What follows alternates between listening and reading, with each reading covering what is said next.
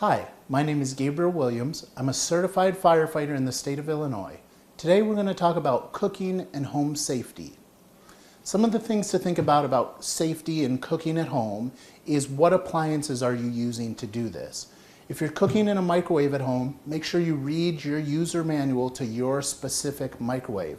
Know the proper operating instructions for the model that you have in your home. Lots of fires can actually start in the microwave if we're using it improperly. Things like metal or aluminum foil should not go in the microwave. Those can cause sparks. If you have crumbs or grease inside the microwave, that's fuel for those sparks to ignite and begin a fire in your house.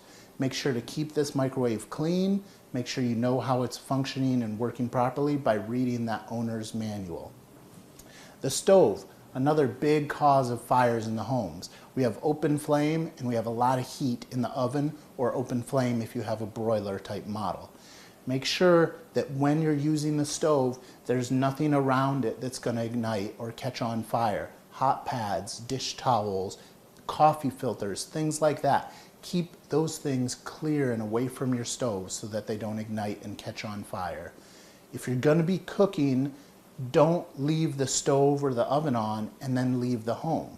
A good way to prevent fires is by detecting them early and prevent them from growing. And you can't detect a fire if you're not at home.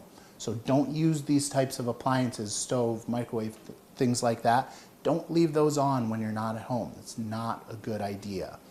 Storing things under the oven too in that little drawer is a huge cause of fires in the house. You could be cooking in the oven and something underneath could be getting extremely hot. If you have a hot pad or a towel under there, it will start on fire once it gets hot enough.